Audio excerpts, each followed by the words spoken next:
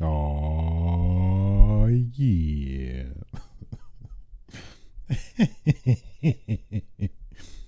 What up, y'all? It's your boy, the one and only A Switch, aka the purple drink connoisseur, aka is that peanut butter in your pocket, or you just happy to see me?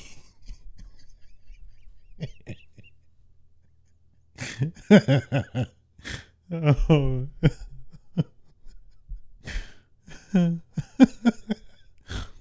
Oh god. AKA the Komaki Tiger Dropper, aka the Nigga Lip Master, bringing you yet another episode of Switcher Sites. Episode down. That's what it is. Episode 193. Today's date is August 15th, 2024. I took a pretty decent hiatus. I don't even know. I mean, it still might be ongoing, to be honest with you. I don't know. I'm just coming and going as I please. Take that as you want. I mean, take that as you want. Take that how you gonna get it. But yeah, so I don't know. This actually potentially might be a much shorter episode compared to previous ones. But we'll see. I don't know. I tend to, I guess, apparently ramble, so I don't know. We'll see how that goes. Nonetheless. But yeah, without further ado, let's stop the dilly-dallying and get right into it. First topic of discussion. EVO 2024. I know this I'm very late in regards to when it transpired, but nonetheless, I'm just gonna give you some of the highlights. At least, of course, there's many fighting games. I'll just do ones that I'm just aware of as a whole. So starting off with Mortal Kombat 1. Of course, the winner, Sonic Fox. I think I saw somewhere. I think he has the most wins within different games. I want to say, because it's Dragon Ball Fighters, Mortal Kombat 1. I want to say another game, maybe Mortal Kombat X or something like that. Street Fighter 3 Third Strike, which is probably, I would say personally, was one of the biggest how would I say it, the biggest most notable highlight in general of all of EVO this year. I think most people would argue that. Who won? MOV won the whole thing. I thought somebody else did. I thought it was Chiwithi actually, but I guess not. But of course, the standout was Hayao, the dude he was doing the splits playing Hugo, and then he created what has been considered EVO moment 28 or 37, 38, I think. Let me fact check because I don't want to be sure. EVO moment, yeah, 38. Okay, just making sure. Yeah, moment 38 where he with Hugo, they was going at it, and then the other dude Ken, he was doing them kicks. He was doing a Tatsumaki Senpu Kyak, and then he was like wait a minute. He was like, wait a minute, I'm gonna parry all this. So he parried it all, and then it was like they got displaced, and then out of the spur of the moment, Hayao did a EX clothesline, I believe. I don't know the full actual terminology, but everybody just got hyped, and I mean I got hyped too when I was watching it. I was like, oh my god, this dude is a madman. But unfortunately, yeah, I think he only got fourth place. but I mean, still, he was clearly the highlight of all of EVO. I think, in terms of making the memes with Hugo doing the splits as he's playing. I respect him, man. He got the swag. He got that swag about him. Just that swag. Got that swag. Guilty Gear Strive, Nitro won that one. Get into the gritty Tekken 8. Arslan Ash winning again. Also of note, this is literally dragging off 8 than anything. Like literally almost all of the results is just dominated by dragging off players. Second was dragging off, third dragging off, fourth dragging off with Reina, and I forgot the second guy also used Fang. Jin, Kazuya dragging off. So safe to say, Dragunov about to get nerfed to oblivion. So I just find that very funny. Dragunov 8. Hey man, you trying to get on that Dragunov 8. And then of course the bread, butter, meat and potatoes, Street Fighter 6. Of course, Punk won it. I think this is his first EVO win ever. So I mean, I'm happy for him. He like, hey man, hey, I was gonna get first. I already knew. But no, mad respect to Punk. He played a good game. I will say I'm glad it doesn't seem to necessarily be too crazy of character domination. You got like 2 Eds, that being I guess 2 Kens as well. But other than that, it seems pretty balanced for the most part. Yeah, just looking down the tier, it seems pretty legit. What else? Did they announce Marvel vs. Capcom? No, they didn't. That was announced at one of the Nintendo things, but yeah. EVO 2024. It was pretty dope. I forgot what announcements did we get. Got Terry announced for Street Fighter 6. I think he looked a little questionable. He looked a little NPC-ish, let's say that. Looked very NPC-ish. You know what I mean when I say that. I don't need to explain it. Like it just looked like he supposed to be in the background rather than the foreground, we'll see that they'll probably work him further before, he gets fully released or whatever. So for Tekken 8, oh my god, how could we forget? Of course, yeah, out of nowhere, somehow Heihachi has returned. Somehow Heihachi survived the events of Tekken 7.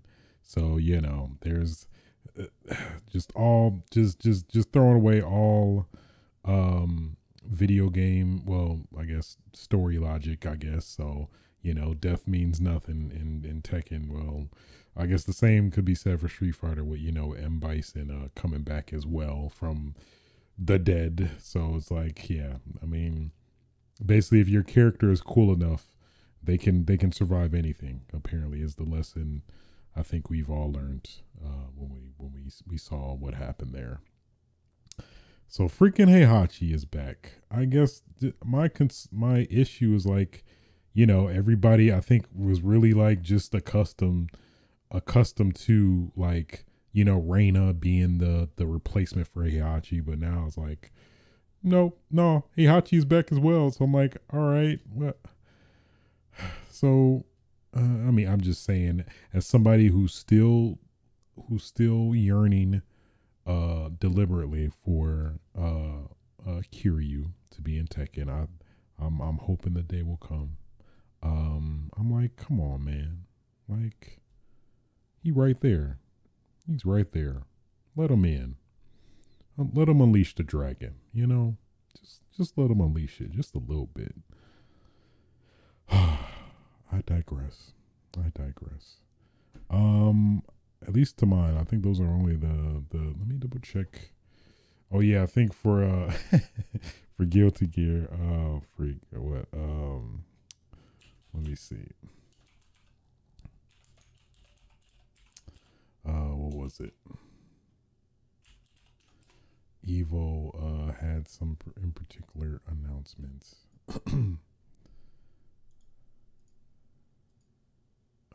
What was the one? This is the game announce. The games being announced. Yeah, so for Guilty Gear, they announced the new season pass July 22nd, which is they're already out apparently. Cyberpunk Edge Runners Lucy from the Netflix show. What other characters? Queen Dizzy, Venom, Unica. They're all coming, and then we can't forget like, I mean the most notable I'd say. What was it called? I mean, this got me hyped more than no other. Where's that new exclusive color? Let me do it. New exclusive color. Had to do it. I mean, I think that takes the whole cake in my opinion. So, you know. But that's just me. New stages. I think they had the 3v3 mode like in beta. So that's pretty tight. And then yeah, the guest characters like I mentioned. So pretty cool. Mature and Vice for King of Fighters 15. I know you've been waiting. For Vice and Mature. I mean, have we not all? You know? Right. Kevin Ryan for Fatal Fury City of the Wolves, you know? Come on now. You know it. we all know it. Come on now. Really? So there's an action RPG spin-off of the Samurai Showdown franchise, apparently. And Art of Fighting? That is interesting. That piqued my interest. Dare I say, now I'm motivated. SNK versus Capcom SVC Chaos. Coming to modern platforms. PS4, Switch, Steam. Xbox still just not getting in on it, I guess. I don't know. I think those are really all the notable announcements at EVO. So yeah, the biggest one, somehow Heihachi has returned. So, you know, there's that. But yeah, there you go. EVO 2024. It was fun. I really enjoyed it. You know, watching at home. Love me some EVO. Maybe one day I'll visit where, you know, go in person again, but we'll see. We shall see. That pretty much covered, I guess news in terms of what I wanted to talk about. I don't know. I think maybe there's some other miscellaneous things that came out, but nothing of note personally for me, you know. But you know, it is what it is.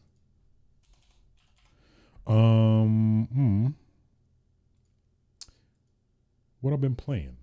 What have I been playing all this time? What have I been playing? First and foremost, Elden Ring Shadow of the Erdtree DLC. Pretty much finished it.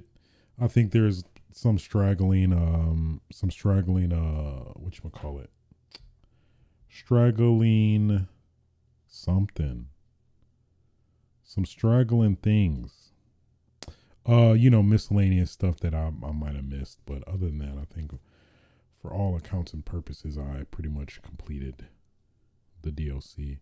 It was very fun. I thoroughly enjoyed it. Was very surprised by the depth and the playtime overall. Like literally, it felt like almost a sequel. I mean, you could arguably say it was kind of like a sequel in a way, in terms of just the sheer amount of content they put in that boy. But I thoroughly enjoyed it. As somebody who knew Game Plus before getting the DLC, it was I wouldn't say like painfully difficult, but I will say I did use the mimic tier. Okay, I mean, we've all done it. We've all done it. Don't deny it yourself of mimic tier, and don't be one of them like, oh you used the summon, so you are therefore disqualified from playing Elden Ring game. It didn't count. You didn't earn it. You didn't earn it because you used the summon. Shut your ass up. Nobody want to hear that. If I'm Hideki Kamiya, nope, I think that's the Platinum game. Nope, I think that is the director for Elden Ring. He himself, no, that is the dude from, hold on, let me check. Hold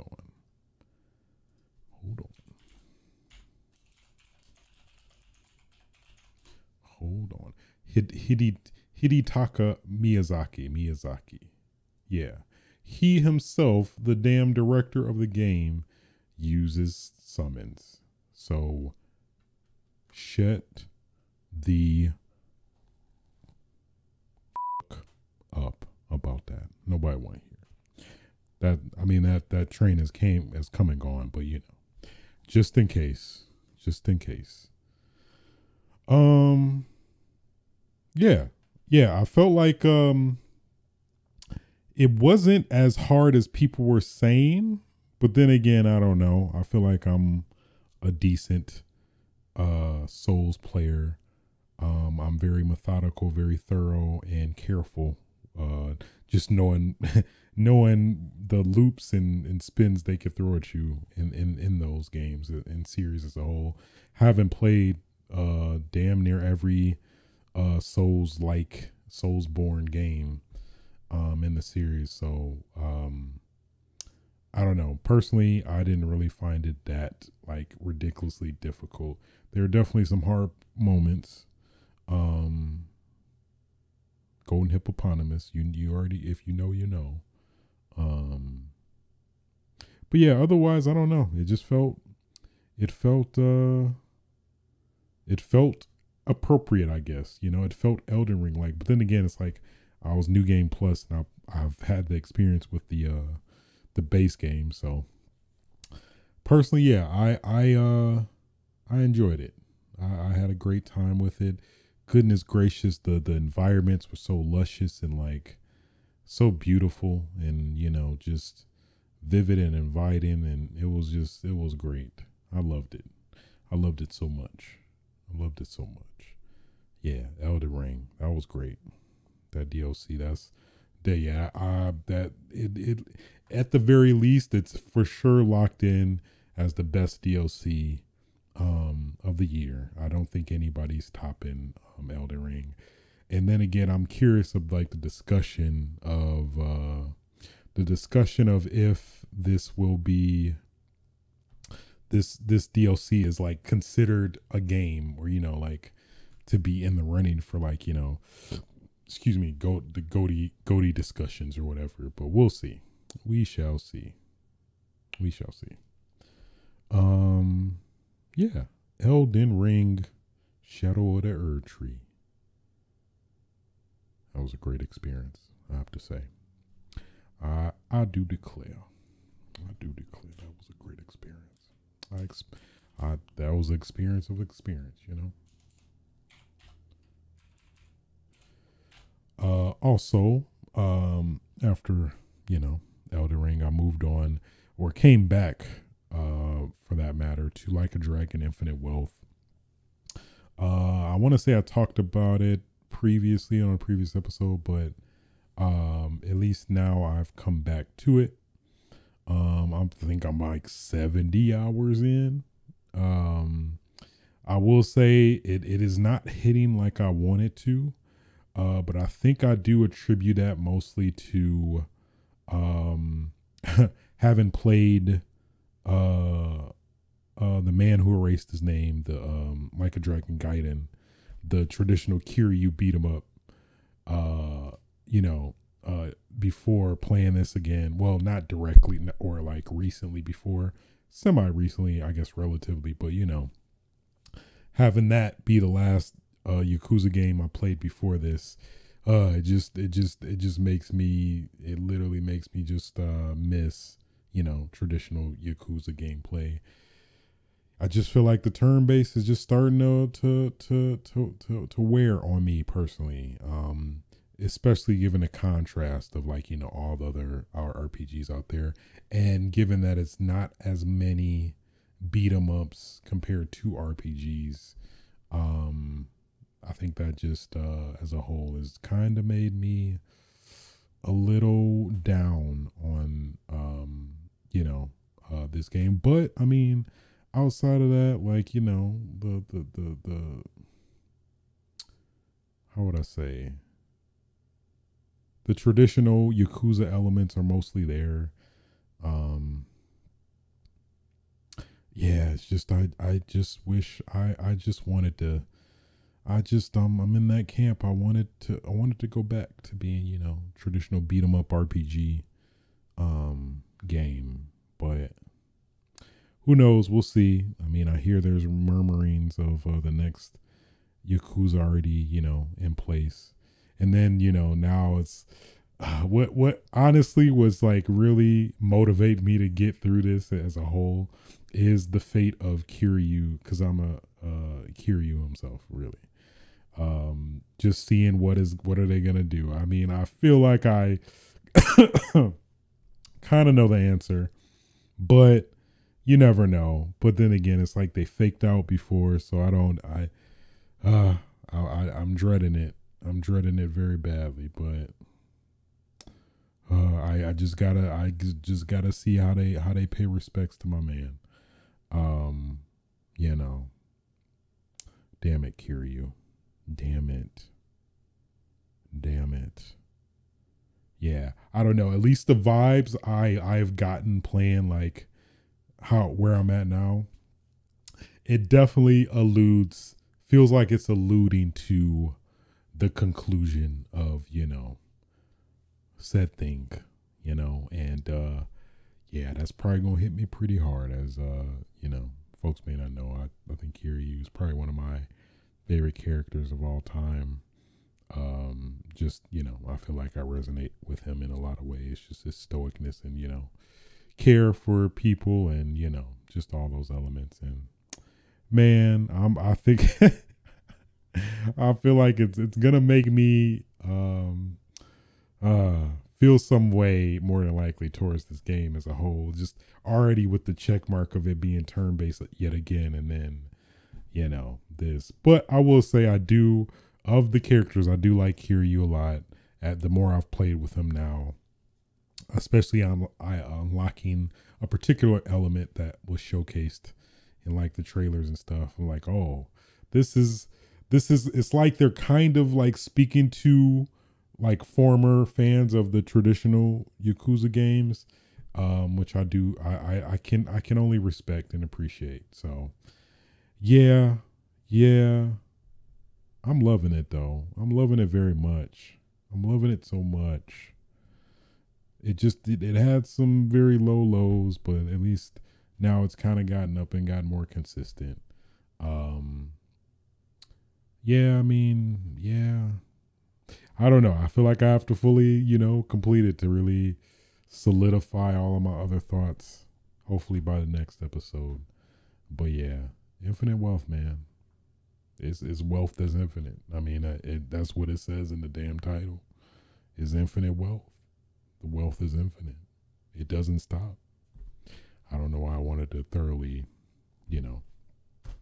emphasize that, get that point across, but I did. Nonetheless, I think that about concludes it for episode 193 of Switch's Sites. If you did like this podcast, feel free to like, rate, subscribe on your favorite podcasting platforms. You can also catch the archive of this on youtube.com/aswitch. You can also watch this live on YouTube. No, Twitch TV/aswitch. But yeah, till next time, y'all. Feel free to fuck. Get your damn game on. Aw, yeah.